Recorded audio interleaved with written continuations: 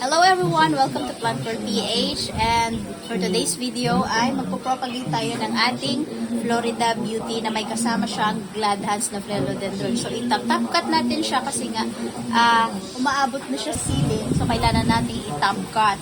So hindi natin siya ipopropagate per leaf kasi nga gusto natin siyang magkaroon ng flower. So hayaan na lang natin siya na mag-continue sa pag-trail. So mamit lang tayo na dito ng driftwood. Medyo mataas na siya. Sama lang natin yung ating driftwood and hahayaan na lang natin yung bottom cut niya. Ang mangyayari is lalagyan lang natin ng kandila ang both cuts natin para maiwasan natin magka-fungus yung ating plant.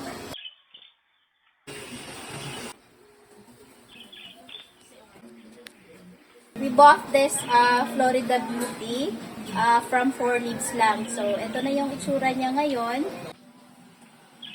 Mamit tayo ng kahoy dito. Hindi na natin siya kukunin sa kanyang driftwood. So, maglalagay na lang tayo ng additional pole dito para mag-continue sa kanyang pagtubo. Tuluan natin siya ng kandila para masilt natin yung kanyang mga cuts. Para maiwasan natin yung fungus at pagkalusaw ng kanyang stem. Gamit na tayo ng kahoy dito instead of using moose pole. Pour muna natin yung ating kahoy sa likod. So ayan, nabutas lang tayo ng ating pot.